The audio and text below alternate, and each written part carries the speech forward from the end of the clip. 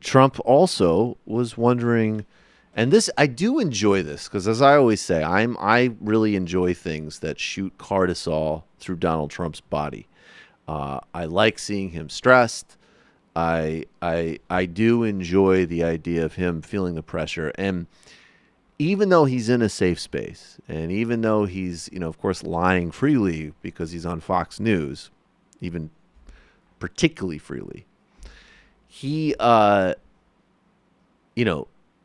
paranoia is planted in his addled brain. And so it leads him in his sort of old man silly putty state to ask questions like this. 76 days away from the midterms. Hard to believe. If the Democrats take back power, do you believe they will try to impeach you? Well, I guess it says something like high crimes and all. I don't know how you can impeach somebody who's done a great job. I'll tell you what, if I ever got impeached, I think the market would crash. I think everybody would be very poor, because without this thinking, you would see numbers that you wouldn't believe.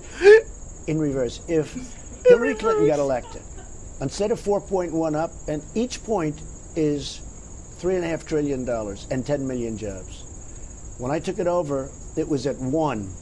And it was going to be down. It was going down. I freed up. I got rid of regulations. The tax cut was a tremendous thing. But even before the tax cut, right from first day, I got rid of regulation. I approved the pipelines, 48,000 jobs, and did a lot of things. Had Hillary and the Democrats gotten in, had she been president, you would have had negative growth. We've picked up $10 trillion in worth. China, by the way, has gone down $15 trillion. Okay? When I came in, China was a dominant force. Now, still a dominant force. They like me very much. I get along great with President Xi. Ooh, but I said, we can no longer give you $500 billion a year on bad trade deals. And you see what's happened over the last 90 days. And the reason I even waited was because of North Korea, because I wanted China's help on North Korea. Otherwise, I would have done it sooner. And China's been a big help on North Korea. I hope they continue to be, because eventually I had to say, look, I have to get going now on trade. Okay, so North Korea, I'm glad they met. I don't buy the liberal narrative that they shouldn't have met, but it's a totally wafer-thin deal, which is aspirational and means nothing. Yes, he's made a few moves on China, which are analogous, by the way, to the Bush administration in 2004 putting in steel tariffs as part of their re-election bid. And he's also climbed back, I believe, on more aggressive action, and it seemed to somehow coincide with China doing some favorable things towards his family's businesses. The pipeline is a catastrophe for the environment. It's opposed by local activists on every part of where the pipeline will proceed. And by the time Obama canceled it, there was actually a sort of even general lack of business interest in it because of generally lower oil prices.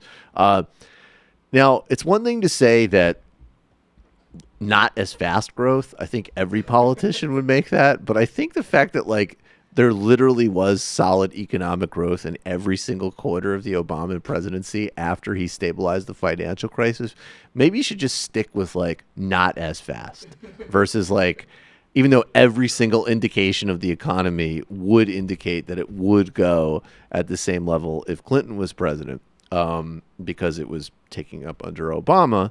And by the way, to the extent to which we have instability and uncertainty in the market, it probably does have to do with having a nutcase as president with a million criminal probes around, and the rest of the things that he's done would be done by any Republican, and unfortunately many Democrats, to destroy regulations, harm the environment, increase inequality, and undermine labor.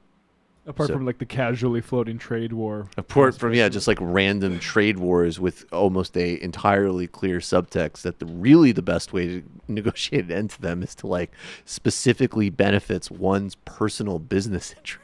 The way it just drives me crazy the way Republicans take credit or give Trump credit for black unemployment, which is basically them taking credit for not reversing long-term trends. Right. But it's the exact same thing with the North Korea stuff, right?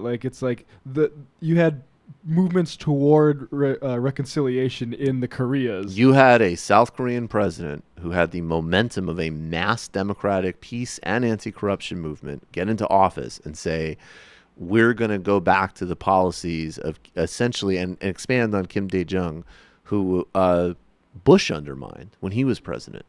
And then, yes. Yeah, and give then, me credit for not mucking that up. Right. But also for weird reasons. Part of why he didn't muck it up is because he genuinely admires dictators. Like, I have a little bit of a different perspective on this, which is that kid shooting people out of rockets is awesome. Hey, do you have an N-word tape? Was it on your private time? No, he likes black guys because he likes basketball. But that's okay. That's okay. We let it gestate.